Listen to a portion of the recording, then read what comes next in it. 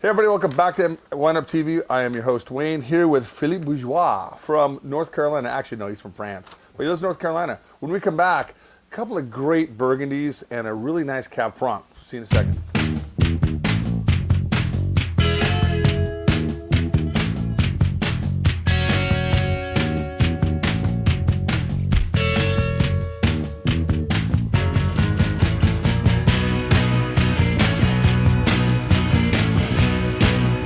Hey everybody, welcome back. Philippe. Yes. Welcome to Portland. Thank you. You come over here often? About 2-3 times a year. Perfect. Yeah. You brought the rain. Thank you very much. It's been such a beautiful summer. No problem. You're very welcome. Well, you know, we do what we can here. All right, I so brought some wine with it. you did bring some wine, and you know, finally, summer's gone, fall's here. Let's talk about some white Burgundy, some red Burgundy, and some Cab Franc. Perfect for wine. Yeah, it is. It is perfect for wine. You know, it was a really beautiful summer here. How was it back in North Carolina? Pretty good. Was it nice? Yeah, Hot and very humid. nice. Hot and humid, perfect, right? All right, so you come in here, and these are the wines that you're featuring today. And let's tell everybody a little bit about this. A Mercury? Mercury, absolutely. So this is a wine made by Yvonique Debray. Yvonique Debray is the owner and winemaker at Domaine Debray. Domaine Debray is located in the heart of Burgundy, or northern Burgundy, I may say, which is Beaune, right downtown, about 100 yards from the very world-famous Hospice de Beaune. Yvonique and his family have been in the wine industry for centuries. And Yvonique started his own cellar in the early 2000s. Okay. Classic Burgundy house, you know, he works only with small family estates, but in Burgundy, everybody is kind of a negociant, one merchant, you know, because Burgundy was divided in such a way It's that crazy. it became very, very complex. Yeah. And but the easy part of Burgundy, if it's white, it's Chardonnay. If it's red, it's Pinot Noir. So that's straightforward. That is straightforward. And but instead of naming them like in the US, Chardonnay or Pinot Noir, they name the wine after villages. So here we have the Mercury, so appellation from the village, or vines dependent of the village of Mercury in the Côte de Beaune. Let's talk a little bit about the vintage. 2010 seems to be a pretty hot vintage. I mean, hot not in weather-wise, but everybody wants the 2010s. Absolutely. Well, you had the fame of the 2009. That was what we call in Burgundy a fruit vintage, where the wine were really ripe and round, you know. And in 2010, we go back to more of an earth vintage, which is a classic French Burgundy. Absolutely. With a brighter acidity, definitely high-quality wine that can age for a long time. So definitely collector item. Or if you are a fanatic of the classic appellation of Burgundy, that's the vintage you want to get. You know, I love Chardonnay from France, and it's just different. You know, you can't compare it to anything. It's not California, it's not Oregon, it's French Burgundy, and that's white Burgundy. That's what I love. Great color, great structure. A little bit of oak on that nose. Absolutely. I mean, it's partially aged with a new French oak barrel for 12 months on that wine. You guys don't use any American oak barrels over there? Some people do, but not too much in Burgundy. We like classic wines. It is definitely classic. So, case production on this wine? 150, 170 cases of sticks. Very, very tiny. Very small production. Yeah, maybe 46 pack is going to come to the US, maybe. And the retail roughly on this bottle? On the Mercury, what is it? Right under It's about 40 bucks, Right. around 40 bucks. I'd say if you guys want to think outside the box and get a really good quality white Burgundy, this is it. The oak is very well integrated. You just smell like a hint of smoke, nothing over prominent, bright acidity. Bright acidity on the sides of your tongue.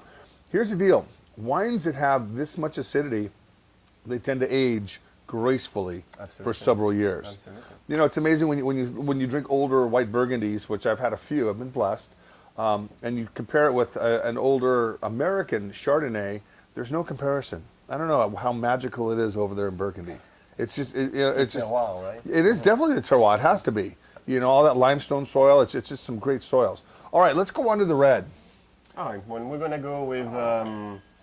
Oops, I'm sorry. That's we're all gonna right. go with the Côte de Beaune, and one of the most famous appellation in Burgundy in this case is the Chambol-Musigny. Obviously, Pinot Noir. This is aged in French oak, about 70% new French oak for roughly 14 months. You can see from the color, you know, very light color. It's a very light for Pinot. Extremely delicate. I mean, Chambol-Musigny is one of the softest, more complex and wine in Burgundy with a lot of depth. I mean, there's a lot going on in the wine, although the tannic structure is not high or the complexity concentration is not high, but all the aromatics coming from the wine. It's a very complex terroir. What clone? I mean, over here in the Willamette Valley, we always talk about clone. Dijon clones, Pommard clones, Vaudenville clones. They're mainly Pommard clone in Burgundy. Mainly Pommard?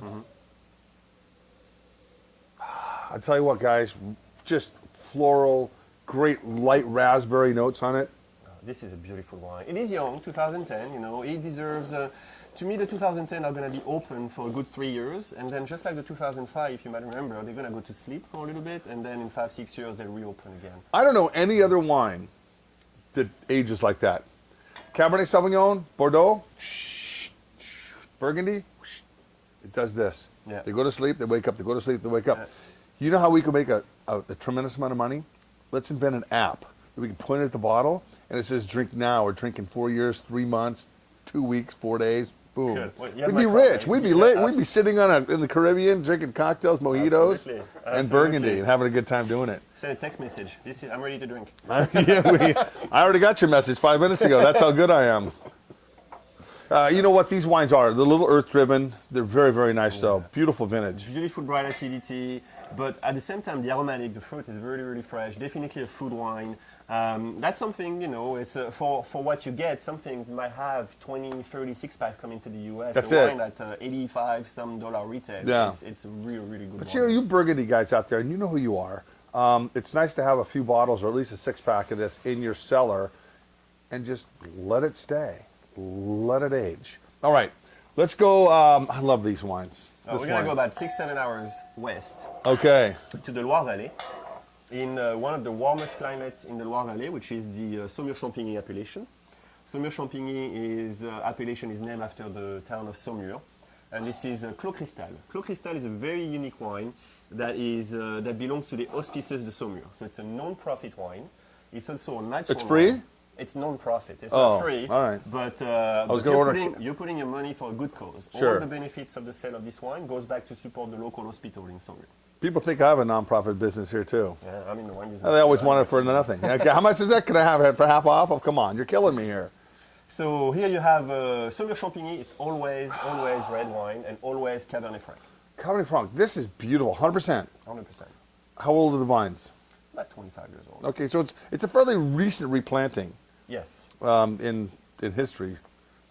But the winery was actually started in 1896 by Antoine Cristal. So this is the pillar of the appellation, first red wine ever made there. Wow. Did I mention vin naturel, natural wine? No pesticides, no herbicides, biodynamically farmed, natural yeast, and no addition in the cellar. It's a So perfect this is- Oregonian wine. This is as clean as you get. No, this is as clean as you get, and I tell you, aromatically, it's nice. You know, most Cab Francs from the States have that green bell pepper nose on them. This doesn't. This has a little hint of pepper. Well, it's due to the terroir, which is the warmest terroir in the Loire Valley, and also the wall. I wish I could show you that, but if you go to my website, BourgeoisWines.com, you can see pictures of that. The vine actually here grow against the walls or through walls. The winemaker, the founder of the winery, Antoine Cristal, actually bought a 25-acre plot, which is surrounded by a 12-foot wall, and within that plot, he built 2 miles of walls, all facing south, through which he drew holes about 3 feet high, planted the vine, the Cab Franc vine on the north side, so the rootstock would be at the moist, stay moist and cool, let the vine grow through the hole to be on trellis on the south side. So the wall would capture the heat of What the a sun. trip. I know, it's fascinating. It's That is fascinating. This winery is in national use in France once a year as one of the great touristic place for the Loire Valley. Hey, Mark, we have to put that on there. You know, when you do this, you know, if you capture an image off his website. Yeah, that's I tell you, you know what? There's a small cult following of people who love Cab Franc, Petit Syrah. This is a definite great Cabernet Franc. What's the retail on this? It's about $29.99. About $30. For all you wine geeks out there, this is a great wine for you. It really is. Yeah, great expression of terroir. You know, it's a little earthy, but it has amazing bright fruit, great minerality. It's beautiful. I love this wine. Great length. You know what? When you have a good wine, you swallow it, and you keep tasting keeps it. on going, It absolutely. keeps on going. That's what this is. This is going to be delicious about another 4 or 5 years. I mean, yeah, it's absolutely. The tannins are silky now. The acid is grippy, but it's just a beautiful. It's not a fruit bomb, but it's got that fruit But character. if you decant it for a good hour and a half, like while you're cooking or something, Sure. lamb or something like that for that wine, all the fresh ripe blackberries come out, blueberries, and all those like wild dark fruit. It's a beautiful wine. Absolutely, beautiful, beautiful. Well, Philippe, thank you very much My for pleasure. coming. Thank you for Enjoy having the me. rain. Thank you. You know, it's Oregon now. Yeah, it's okay. And guys, when we come back, we're going to have somebody else sitting right next to me. Have a great week.